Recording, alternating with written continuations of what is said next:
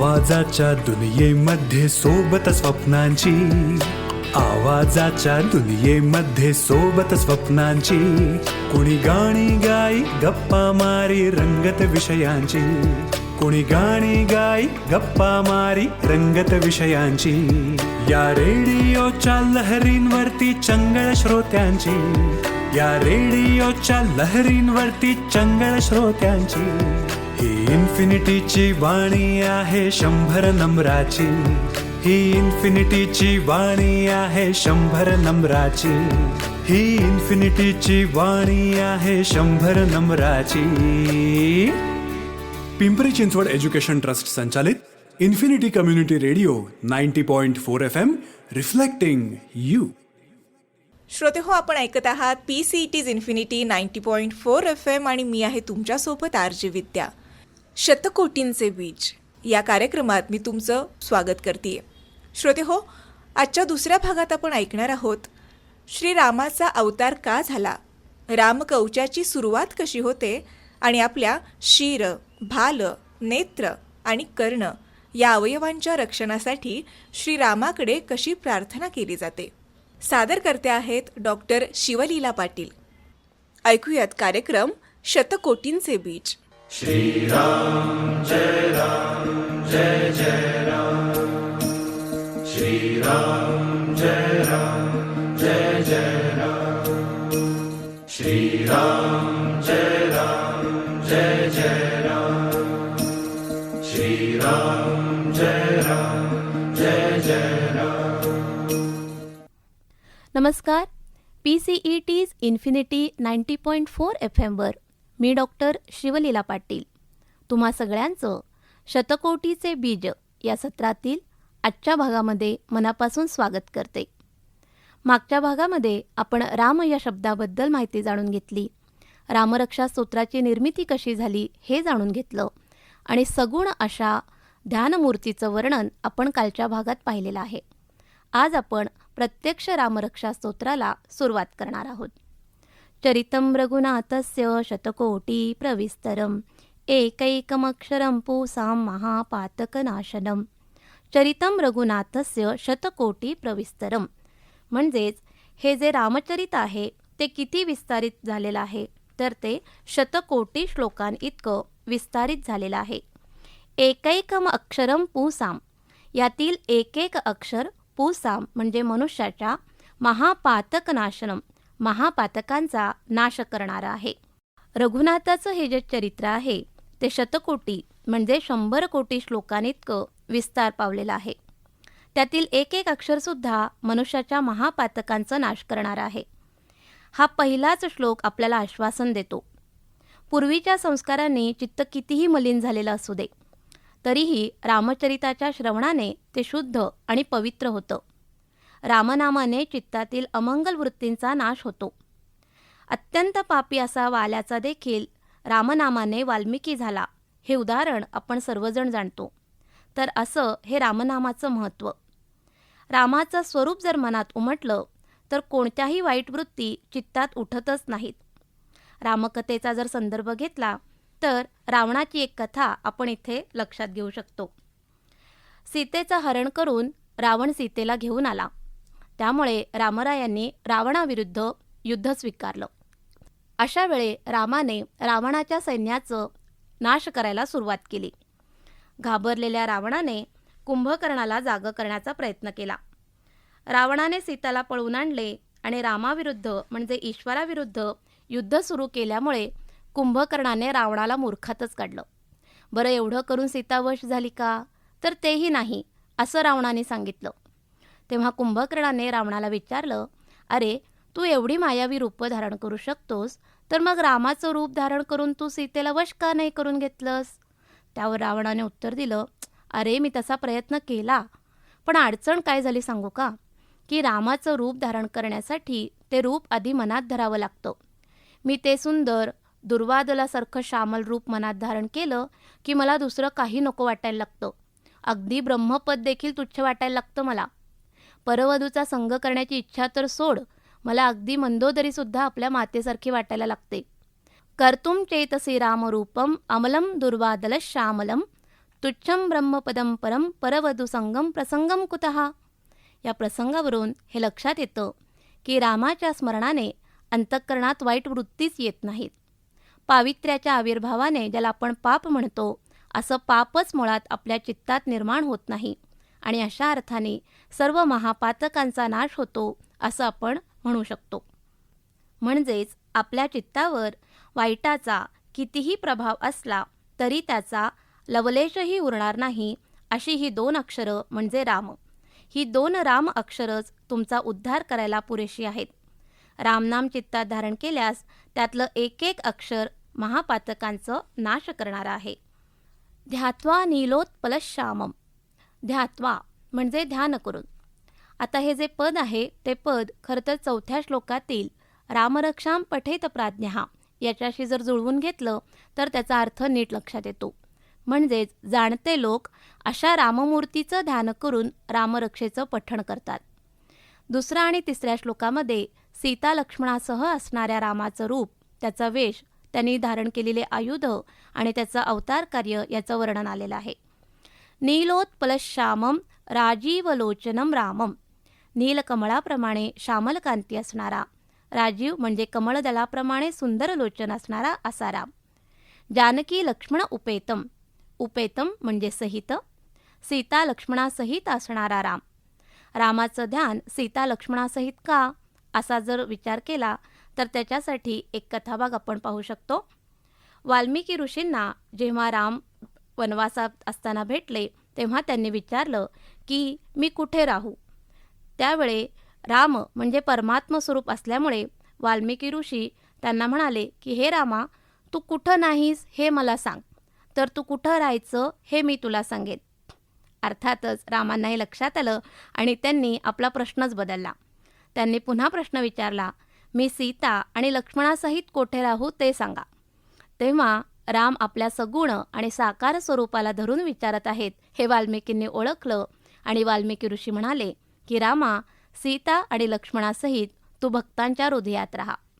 सीता हे म्हणजे भक्तीचं प्रतीक आणि लक्ष्मण म्हणजे संयमाचं आणि वैराग्याचं प्रतीक. त्यामुळे या रामाचं जे ध्यान करायचं आहे ते भक्तीसहित, वैराग्यासहित आणि संयमासहित करायचं आहे हे लक्षात घेतलं पाहिजे. जटा मुकुट मंडितम. मंडितम म्हणजे सुशोभित केलेलं. डोक्यावर बांधलेल्या जटाच्याच मुकुटाने सुशोभित असा राम असा अर्थ इथे घेता येतो. वैराग्य आणि वैभव यांचं प्रतीक म्हणून त्यांनी हे जटारूपी मुकुट धारण केलेलं आहे असं आपण ध्यानमूर्ती रामाच्या वर्णनामध्ये पाहिलेलंच आहे. सासी तूण धनुर्बाण पाणीम. स असी तूण. असी म्हणजे तलवार किंवा खड्ग, तूण म्हणजे भाता. ज्याने खड्ग धारण केले आहे, पाठीवर बाणांचा भाता आहे आणि ज्याच्या हातात धनुष्य बाण आहे असा तो राम. अशा रामाचं ध्यान करून नक्तम चरांतकम. नक्तमचर म्हणजे राक्षस किंवा निशाचर. अंतकम म्हणजे अंत करणारा. रात्र हे खरं तर तमाचं, अंधकाराचं, अज्ञानाचं प्रतीक. रामाच्या शस्त्रांनी नक्तंचरांचा नाश होतो. पण त्याचबरोबर जेव्हा रामाच्या जाणीवेचा प्रकाश पडतो त्यावेळी आपल्या अज्ञानाचा नाश होतो आणि अंतःकरणामध्ये ज्ञानाचा प्रकाश पडतो. स्वलीलया जगत्रातुम आविर्भूतम अजम विभूम. जो वस्तुतः अज, अज म्हणजे जन्मरहित, विभूम, विभूम म्हणजे सर्व व्यापून राहिलेला असा तो परमात्मा. तो कशासाठी येतो तर जगत्रातुम म्हणजे जगताच्या रक्षणासाठी. आणि कसा येतो तर स्वलीलेने, स्वलीलया असं सांगितलेलं आहे. आविर्भूतम अजम विभूम, तो अवतार घेतो.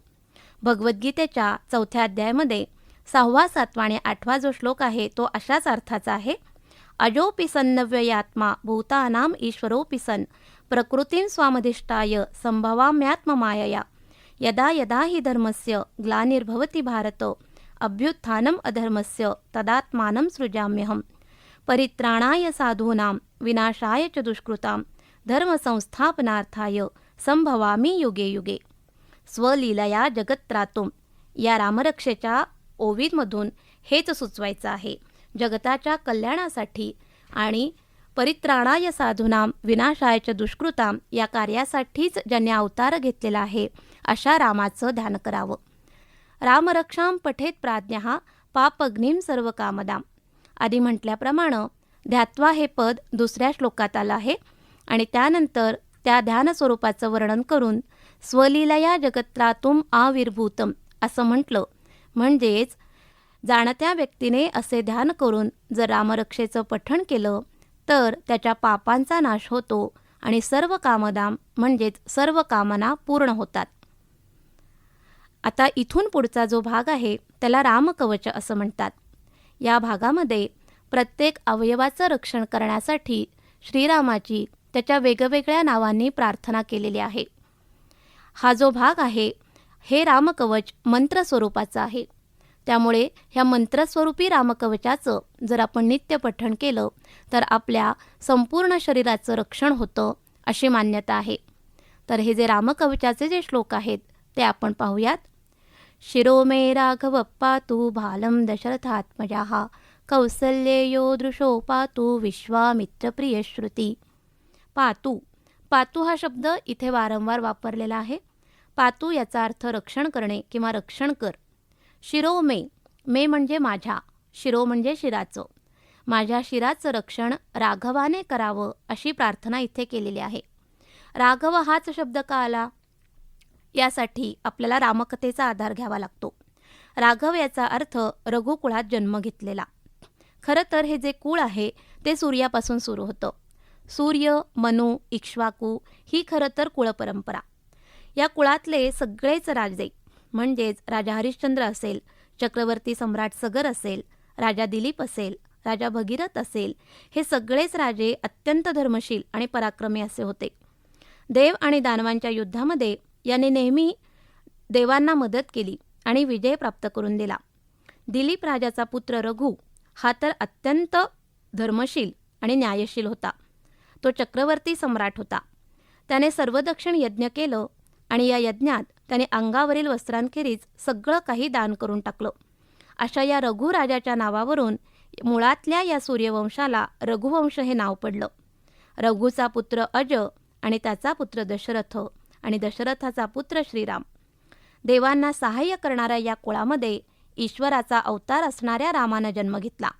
त्यामुळे रघुकुलाचा उल्लेख जेव्हा केला जातो त्यावेळी रघुकुलातील सर्वश्रेष्ठ राजा म्हणून प्रथम श्रीरामाचं स्मरण आपल्याला होतं.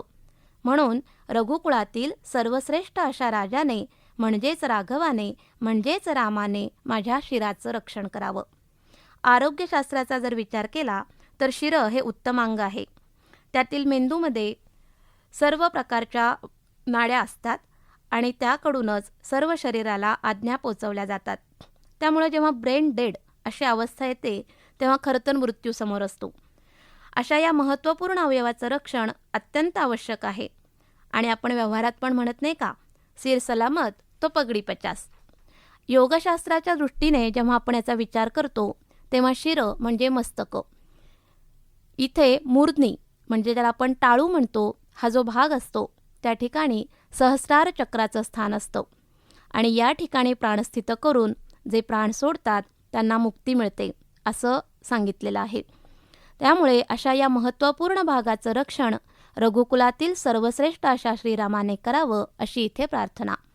भालं दशरथात्मजः माझ्या भालाचे म्हणजेच कपाळाचे रक्षण दशरथाचा पुत्र असणाऱ्या रामानं करावं अशी इथे प्रार्थना केली. कपाळावर माणसाचं भाग्य लिहिलेलं असतं असं आपण म्हणतो. भाल याचा लक्षणार्थ आपण भाग्य असा घेऊ शकतो. आई आणि वडील हे आपल्याला निवडता येत नसतात, ते आपल्याला आपल्या भाग्याने प्राप्त होत असतात. दशरथाने कैकेयीला दिलेल्या वरामुळं खरं तर रामाच्या वाट्याला वनवास आला, पण रामाने त्याचा हसत हसत स्वीकार केला. त्यांनी कोणालाही त्याबद्दल दोष दिला नाही. उलट वनातील एकांत आणि ऋषींचा सत्संग लाभण्याची ही अत्यंत उत्तम संधी आहे आणि ती मला सद्भाग्याने प्राप्त झाली आहे अशा दृष्टीने त्यांनी या घटनेकडे पाहिलं. परित्राणाय साधूनाम विनाशाय च दुष्कृताम हे अवतार कार्य देखील त्यांनी याच काळामध्ये प्रामुख्याने केलं. तत्वनिष्ठ सत्यनिष्ठ जीवन जगण्याचा आदर्श श्रीरामाने या काळात घालून दिला. खरं तर भाग्य याचा अर्थ काय हो, तर दैवाने प्राप्त झालेली परिस्थिती म्हणजेच भाग्य. मग अशा प्राप्त परिस्थितीकडे कर्तृत्वाची संधी म्हणून पाहण्याचा दृष्टिकोन आम्हाला रामाच्या कृपेने लाभावा, खरं तर ही प्रार्थना आहे.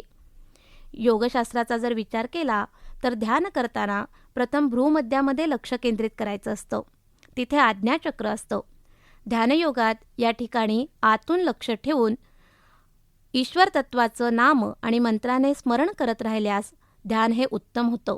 आणि असं ध्यान उत्तम झाल्यानंतर अधिकाधिक प्रमाणामध्ये चित्त हे अंतरानुभवामध्ये जाण्यासाठी मदत होते. आणि त्यासाठी सुद्धा रामाची कृपा असावी हे लक्षात घ्यावं. अशा अर्थाने माझ्या भालाचं, माझ्या भाग्याचं रक्षण श्रीरामाने करावं. कौसल्येयो दृशौ पातु. कौसल्येयो दृशौ पातु म्हटलंय. दृशौ हा द्विवचन, कारण की डोळे दोन, म्हणजेच माझ्या डोळ्यांचं रक्षण कौसल्येचा पुत्र असणाऱ्या रामाने करावं असं म्हटलेलं आहे. शिर आणि भाल यानंतर हा ज्ञानेंद्रियांचं जे वर्णन आहे ते सुरू होतं. डोळे म्हणजे चक्षुरेंद्रिय आणि त्यांचा विषय तो म्हणजे रूप. आपल्या दृष्टीला चांगलं दृश्य दिसावं, ज्या दृश्यामध्ये सौंदर्य आहे, पावित्र्य आहे, ज्यामुळे चांगलं कर्म करण्याची प्रेरणा मिळते, असं दृश्य आपल्या दृष्टीला दिसावं असा खरं तर लक्षार्थाने इथे अर्थ घ्यावा. कुठल्याही प्रकारचं वाईट, बिभत्स अशा प्रकारचे दृश्य आपल्याला दिसू नये. पण असं खरंच शक्य आहे का हो? तर नाही. जगामध्ये चांगल्या आणि वाईट दोन्ही प्रकारच्या गोष्टी घडत असतात. म्हणूनच चांगलं काय ते पाहण्याची दृष्टी आपल्याला प्राप्त व्हावी. ज्ञानेश्वर माऊली यालाच देखणी दिठी असं म्हणतात. तर अशी ही सर्वामध्ये उत्तम पाहण्याची जी दिठी आहे, जी दृष्टी आहे, म्हणजेच देखणी दिठी श्रीरामाच्या कृपेने आम्हाला प्राप्त व्हावी यासाठी केलेली ही प्रार्थना. कौसल्याचा जर आपण विचार केला तर कौसल्या ही खरं तर वात्सल्याची मूर्ती. जितकं वात्सल्य तिच्या डोळ्यामध्ये रामाला पाहताना आहे, तितकंच वात्सल्य ज्याच्या मोहापायी कैकेयीने रामाला वनवासात धाडलं त्या भरताला पाहताना देखील आहे बरं का. रामाला वनवासात पाठवताना कौसल्याच्या डोळ्यात वात्सल्य तर होतं, पण त्याहीपेक्षा कर्तव्य अधिक होतं. अशी ही कौसल्या माता म्हणजे वात्सल्य आणि कर्तव्य या दोघांनी युक्त अशी. त्यामुळं आमच्याही दृष्टीमध्ये वात्सल्य असलं तरीसुद्धा कर्तव्यामध्ये कमतरता येऊ नये. आमची दृष्टी ही वात्सल्ययुक्त असली तरी कर्तव्ययुक्त देखील असावी, यासाठी आमच्या दृष्टीचं रक्षण कौसल्यापुत्र श्रीरामाने करावं असं इथं सांगितलंय. व्यवहारात पण आपण बघतोच ना की आपल्या आईच्या डोळ्यांमध्ये तिचे सगळे भाव दाटलेले असतात. आपल्याबद्दल वाटणारं प्रेम, आपल्याबद्दल वाटणारा राग, आपल्याबद्दल वाटणारी करुणा, आपल्याबद्दल वाटणारी माया, या सगळ्या गोष्टी तिच्या डोळ्यात आपल्याला दिसतात. तिचे डोळे ही तिच्या शब्दांपेक्षा जास्त बोलके असतात. काय पाहावं आणि काय पाहू नये या संदर्भात जर आपण रामकथेतला एक कथाभाग घेतला तर तो आपल्याला अधिक चांगल्या पद्धतीने समजून येतो. राम जेव्हा सीतेसहित वनवासात होते तेव्हा रामाला पाहून मोहित झालेली शूर्पणखा आपल्यापाशी येत आहे हे श्रीरामांनी पाहिलं आणि त्यांनी आपली दृष्टी जी आहे ती जमिनीकडे वळवली. मायावी असं सुंदर स्त्रीचं रूप धारण करून शूर्पणखा आली होती. सीता जवळच होती तरीही शूर्पणखा अगदी लाज न बाळगता श्रीरामाला म्हणाली, अरे रामा, मी तुझ्या रूपावर अनुरक्त झाले आहे, तू माझा स्वीकार कर. पहा, मी जगातील सर्वात सुंदर स्त्री आहे. यावेळी श्रीरामांनी तिच्याकडे न पाहता आपली दृष्टी सीतेकडे वळवली. या एकाच कृतीतून त्यांनी दोन गोष्टी केल्या. एक म्हणजे धर्म आणि नीतीच्या मर्यादा काय ते स्पष्टपणे सांगितलं. परस्त्रीकडे वर डोळे करून पाहायचं नाही, ही आपली नीती किंवा हा आपला धर्म. आणि सीतेकडे पाहून त्यांनी जणू हेच सांगितलं की जोपर्यंत तू या सीतेकडे पाहत नाहीस तोपर्यंत तुला तू जगातील सर्वात सुंदर स्त्री वाटतेस. हिला पाहिल्यानंतर तुझ्या या सौंदर्याचा अभिमान गळून पडेल. डोळ्यांनी काय पाहावं, काय पाहू नये, नीती आणि धर्माची मर्यादा काय हे सांगणारा हा प्रसंग. त्यामुळे आमच्या डोळ्यांनी नेहमी उत्तम असंच पाहावं, यासाठी आमच्या दृष्टीचं रक्षण व्हावं, आमचा विचार, आमचा दृष्टिकोन उदात्त व्हावा, यासाठी केलेली ही प्रार्थना. विश्वामित्र प्रिय श्रुती. विश्वामित्राला प्रिय असणाऱ्या रामाने माझ्या कानांचं रक्षण करावं असं इथं म्हटलंय. श्रुती म्हणजे कान, हे श्रवणेंद्रिय आहे. शब्द हा त्याचा विषय. शब्द ग्रहण करणं म्हणजे श्रवण करणं. मग हे श्रवण कशाचं असावं बरं? हे श्रवण उत्तमाचं असावं. मग उत्तम काय? तर उत्तम काय याचं उत्तर आहे सर्वोत्तम म्हणजे अध्यात्मश्रवण. नवविधा भक्तीमध्ये श्रवणभक्ती ही सगळ्यात पहिल्यांदा सांगितली आहे. भागवतामध्ये नवविधा भक्तीचा श्लोक असा आहे, श्रवणम कीर्तनम विष्णोः स्मरणम पादसेवनम अर्चनम वंदनम दास्यम सख्यम आत्मनिवेदनम. श्रवण, कीर्तन, विष्णुस्मरण, पादसेवन, अर्चन, वंदन, दास्य, सख्यत्व आणि शेवटी एकरूपता म्हणजेच आत्मनिवेदन असे हे नवविधा भक्तीची पद्धत.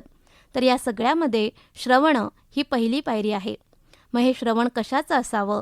अर्थातच अध्यात्माचं म्हटल्यानंतर प्रवचन, कीर्तन, भजन, अभंग, पारमार्थिक आणि आध्यात्मिक ग्रंथ आणि विशेषतः संत वाङ्मयांचं हे श्रवण जर घडलं तर आपली प्रगती होईल, यात काही वाद नाही. श्रवण ही ज्ञानप्राप्तीची पहिली पायरी आहे. त्यामुळे कानांना चांगलं ऐकू यावं, हितकारक गोष्टी कानावर पडाव्यात यासाठी ही प्रार्थना केली आहे. खरं तर गुरु, संत, सज्जन, आईवडील या सगळ्यांचे शब्द आपण मनापासून ऐकावेत, कारण की ते नेहमी आपल्या हिताचा विचार करत असतात.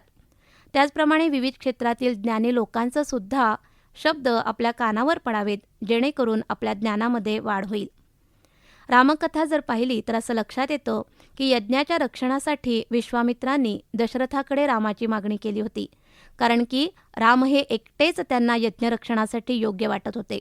गदिमांच्या गीतरामायणात म्हटलं आहे, ज्येष्ठ तुझा पुत्र मला देई दशरथा, यज्ञरक्षणार्थ योग्य तोची सर्वथा.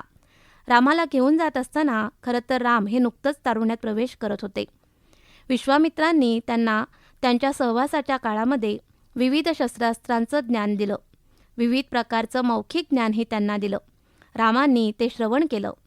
ज्ञानप्राप्तीसाठी गुरूंचे जे उपदेश असतात, जे शब्दांनी व्यक्त होतात, ते आम्हाला श्रुत व्हावेत आणि जे शब्दांनी व्यक्त होत नाहीत असे त्यांचे भाव देखील आम्हाला जाणता यावेत, यासाठी रामाने आमच्यावर कृपा करावी आणि आमच्या कानांचं रक्षण करावं. राम आणि लक्ष्मणांनी ऋषींच्या यज्ञामध्ये विघ्न आणणाऱ्या राक्षसांचं निर्दालन केलं आणि यज्ञ निर्विघ्नपणे पार पडला. तेव्हा विश्वामित्र म्हणाले की रामा, तुझ्यामुळे मी कृतार्थ झालो. तू गुरु आज्ञेचं पालन केलंस, सिद्धाश्रमाचं नाव तू सार्थक केलंस. असं आधी गुरुकडून ज्ञान आणि अखेर त्याच्याकडून धन्योद्गार ऐकण्याचं भाग्य आम्हाला प्राप्त व्हावं. बल, ज्ञान आणि धन हे सगळं असून देखील राम हे अत्यंत अहंकाररहित होते. त्यामुळंच ते विश्वामित्रांना अत्यंत प्रिय होते. म्हणूनच इथे विश्वामित्र प्रिय असा शब्द रामासाठी वापरलेला आहे. तर आजच्या भागामध्ये आपण रामरक्षा पठणाचं काय महत्त्व आहे हे पहिल्या श्लोकात जाणलं. रामरक्षेच्या पठणाने सर्व पातकांचा नाश होतो हे आपण पाहिलं. आणि रामकवचाचे जे श्लोक आहेत त्यापैकी शिराचं रक्षण, भालाचं रक्षण, डोळ्यांचं रक्षण आणि कानाचं रक्षण श्रीरामाने करावं अशी प्रार्थना केली. या पुढील जो भाग आहे तो आपण पुढच्या भागात समजून घेऊयात. तोपर्यंत श्रीराम जय राम, जय जय राम. धन्यवाद. श्रीराम जय राम, जय जय राम. श्रीराम जय राम, जय जय राम. श्रीराम जय राम, जय जय राम. श्रीराम जय राम, जय जय राम. श्रीराम जय राम, जय जय राम. श्रीराम जय राम, जय जय राम. शतकोटींचे बीज हा कार्यक्रम आत्ताच आपण ऐकलात. आजच्या कार्यक्रमात आपण जाणून घेतलं की श्रीरामाचा अवतार का झाला, रामकवचाची सुरुवात कशी होते आणि आपल्या शिर, भाल, नेत्र आणि कर्ण या अवयवांच्या संरक्षणासाठी श्रीरामाकडे कशी प्रार्थना केली जाते. श्रोते हो, सादरकर्त्या होत्या डॉक्टर शिवलीला पाटील. ऐकत रहा फक्त PCET's infinity 90.4 FM reflecting you.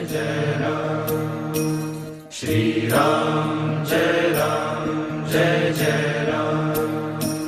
Shriram जय राम,